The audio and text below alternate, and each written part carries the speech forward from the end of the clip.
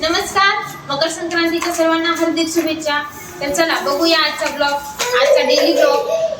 तर सकाळची सुरुवात माझी रांगोळी काढण्यापासून झाली होती। सकाळी आधी फरशी वगैरे मी पुसून घेतली होती बाहेरची आणि नंतर मग संक्रांती स्पेशल अशी रांगोळी काढली होती। तर ही बघा रांगोळी आणि त्यानंतर मग स्वयंपाक करायचा होता। आज पुरणपोळीचा स्वयंपाक करायचा होता। एकादशी होती पण आमचा काही उपवास नव्हता, तर आम्ही सकाळीच पोळ्या केल्या होत्या आणि इकडं माझी डाळ शिजलेली होती आणि इकडं मी सार टाकलेला होता।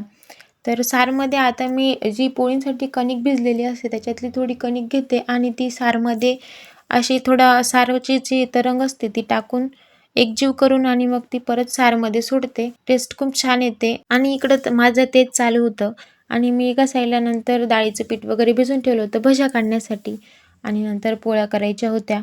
तर माझा भात पण झालेला होता आधीच आणि त्याच्यानंतर सारमध्ये मी सगळी ती कणिक टाकून दिली आणि मग नंतर सार मस्त उकळून घेतली। सार खूप छान झाली होती, टेस्टी झाली होती आणि त्याच्यानंतर हे सगळं झाल्यावर मग मी पोळ्या करायला घेतल्या। पोळ्या पण खूप छान झाल्या होत्या।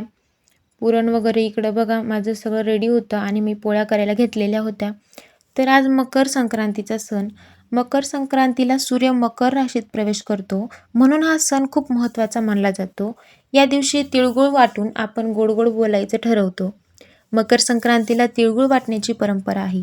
तीळ म्हणजे आरोग्य आणि गुळ म्हणजे गोडवा, म्हणजेच तिळगुळ घ्या, गोड गोड बोला असा संदेश या सणातून आपल्याला मिळतो।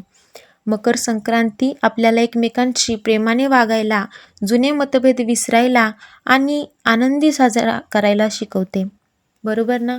तर मग माझा स्वयंपाक इकडं झालेला होता आणि आम्ही सगळे जेवायला बसलो होतो। त्याच्यानंतर मी रेडी झाली, आम्हाला बाहेर जायचं होतं थोडं, मला पण पार्लरमध्ये पण जायचं होतं। माझं आधी जाणं झालं नव्हतं आणि आम्हाला यांच्या मामांच्या इथं पण जायचं होतं तिळगुळ देण्यासाठी। सायंकाळी काही तिकडं जाणं होणार नव्हतं, त्यामुळे मग आम्ही दुपारीच गेलो होतो। तर तिथं गेलो आणि त्याच्यानंतर माझ्या रांगोळ्या संपलेल्या होत्या, तर मग मी रांगोळ्या पण घेऊन घेतल्या आणि त्याच्यानंतर मग पार्लरमध्ये गेली।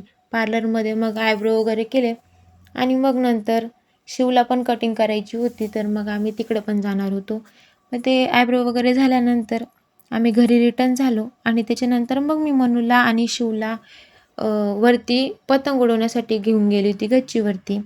तर इकडं सगळे वरती मुलं पण पतंगी उडवत होते, मनू आणि शिव पण पतंग उडवत होते, त्यांनाही खेळायला भेटत होतं आणि वरती आकाशात उंचावरती खूप खूप पतंगी उडत होत्या, मस्त आकाशात मोकळ्या उडत होत्या। आणि ही बघा मनूची पतंग वरती उडली, तिला खूप आनंद झाला होता, खूप छान वाटत होतं। मकर संक्रांतीचा सण मी पण एन्जॉय केलं वरती जाऊन, मुलांबरोबर का असेना पण मी पण पतंग उडवली आणि खेळली त्यांच्याबरोबर थोडा वेळ। तर मलाही छान वाटलं, कारण लहानपण जागं झालं, आधीचे दिवस आठवले लग्न आधीचे। आणि हे सगळं झाल्यानंतर मग आम्ही खाली आलो, सायंकाळ झाली होती, मग दिवाबत्तीची वेळ होती। देवांजवळ दिवा लावला आणि त्याच्यानंतर तुळशीजवळ दिवा लावला आणि नंतर घराच्या बाहेर जी रांगोळी मी काढलेली होती, मी तशी दारात रोज दिवा लावते, आज मी रांगोळीजवळ दिवा ठेवणार होती। तर तुळशीला दिवा ठेवला आणि त्याच्यानंतर मग रांगोळीजवळ बाहेर दिवा ठेवायला गेली। मग बाहेर दिवा वगैरे ठेवला, त्याच्यानंतर मग स्वयंपाक पण करायचा होता सायंकाळी। तर मग मी सायंकाळी फ्लावरची भाजी पोळी असा स्वयंपाक केलेला होता आणि त्याच्यानंतर आम्ही जेवण करून मग आम्हाला जाऊबाईन त्यांच्याकडे जायचं होतं, त्यांना तिळगुळ द्यायला जायचं होतं। ते आमच्याकडे येऊन जातात, पण ते त्यांना आज थोडा येणार होते ते, पण उशीर झाला होता, तर मग आम्हीच निघालो होतो इकडून। तर मग दिवा वगैरे लावला गेला होता बघा आणि नंतर मग आम्ही निघालो त्यांच्याकडे जायला। तर मग आम्ही त्यांच्या इथं पोचलो आणि त्यांना तिळगुळ वगैरे दिलं, त्याच्यानंतर आम्ही घरी रिटर्न झालो। माझे ब्लॉग तुम्हाला कसे वाटतात कमेंटमध्ये नक्की सांगा। Bye bye.